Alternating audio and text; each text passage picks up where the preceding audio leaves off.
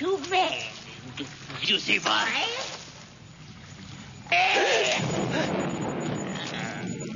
Who needs this tender morsel? Disturbing red Mucklebone's rest. The character of Meg Mucklebones, portrayed by actor Robert Picardo, is one of my favorite designs in the picture.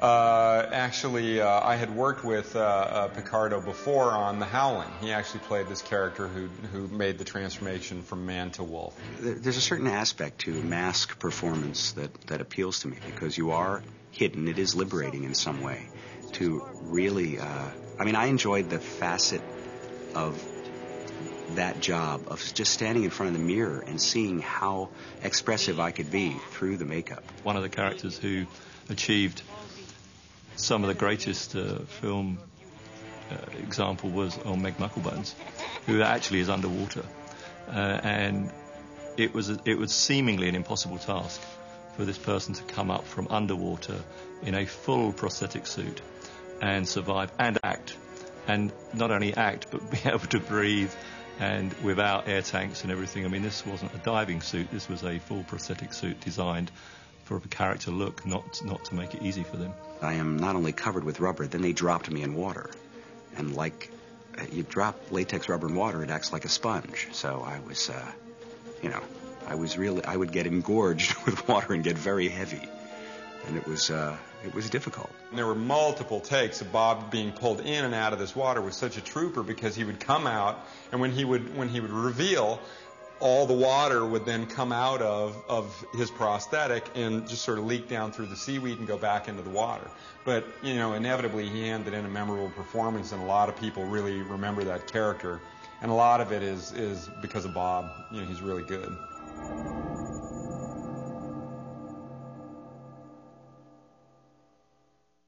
I am the Lord of Darkness. I require the solace of the shadows and the dark of the night. Sunshine is my destroyer. All this shall change. As Ridley and I continued to talk about each and every character for the film, we would always come back to the most important one, which was darkness. After exploring the possibility of doing it as a griffin, Ridley then realized that it would probably be best to have an actor obviously involved in this, because there's so many dramatic scenes, and some of the best scenes in the movie are actually Darkness's scenes with the actress Mia Sara. I thought better be sexual, very sexy, this guy. So it better be a satire, half goat, and that was the brief. And he came back with this idea of this red creature with these almost water buffalo horns. There's been different attempts at making the devil personified in many different films throughout the years. I actually felt that none of them ever lived up to what my expectations of what the devil would be.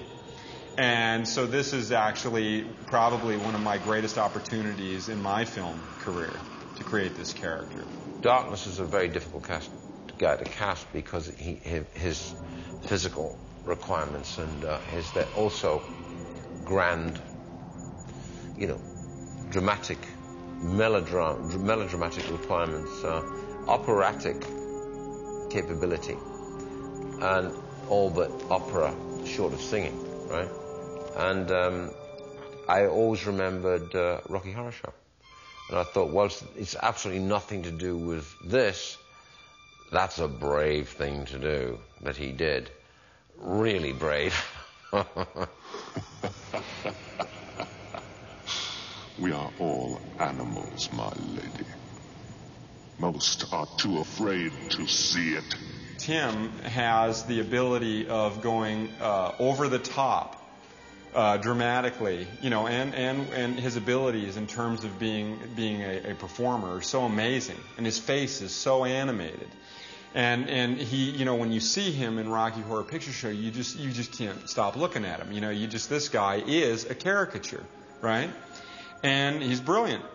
So I was thinking, oh my God, I get to put makeup on Tim Curry. You know, I get to make him up as the devil. I said, Ridley, I go, I don't think that this you could have anybody better.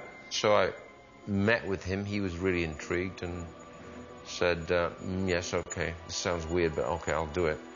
And then, little by little, he gradually realized what was going to happen to him. And I would sort of gradually see drawings of where it was going, you know. And we had terrible negotiations about what bits of me would still be visible. I fought and fought and begged to have my own eyes. As he said one stage, oh God, you're taking my only thing left away from me. You've taken my eyes away. Because we put in these full scleroid lenses, because by the time you put all the gear on, your head goes from here to here, from here to here. So everything's got to come up. So we put in full scleroid lenses with the nurse. It's like cutting half a ping pong ball in half and sticking it in.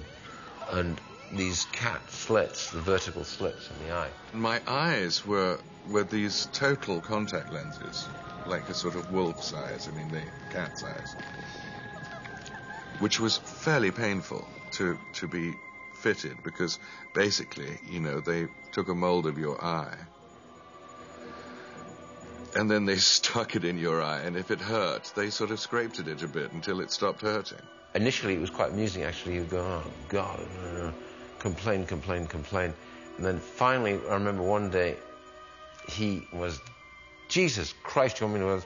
And he put him in, and he stood up, and he turned, he faced the mirror and went, oh.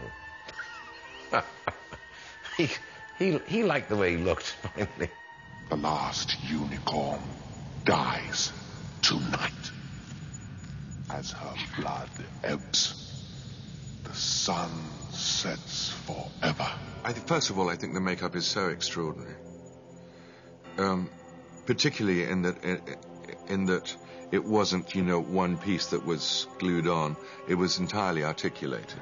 Inevitably, the design of Darkness required that Tim would be in prosthetics from head to toe.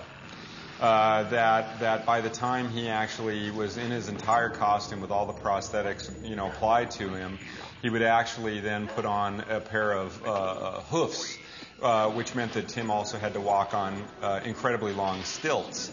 And I kept, you know, as we were designing the character, I kept thinking that the horns had to be bigger and bigger and bigger until it was finally, you know, we got them as big as we possibly could. And so from head to toe, I believe that Tim sort of measured up to be about, when he was on his stilts and to the tip of his horns, I think he was about like 13 feet or something like this. I mean, it was like a pretty amazing thing, you know, because the horns are so long and these stilts are, you know, so long, and then Tim's like right in the middle of it all. The interesting thing about Rob is that, you know, he's not just an artist, he's an engineer, because everything, when you look at that, you think, well, okay, somebody sculpted it, but you've got to think about weight, you've got to think about ergonomics, you've got to think about how the guy's going to move in it, you've got to think, how the hell do I put two horns like that with the leverage on what? On his scalp? I can't put a helmet on him because his head will go too big. I can put it, you know, so you've got to work this out like an engineer. So you could pick each of those horns up. Those horns were ounces. They were weird, they were disarming. You pick them up and you go, oh, there's no weight.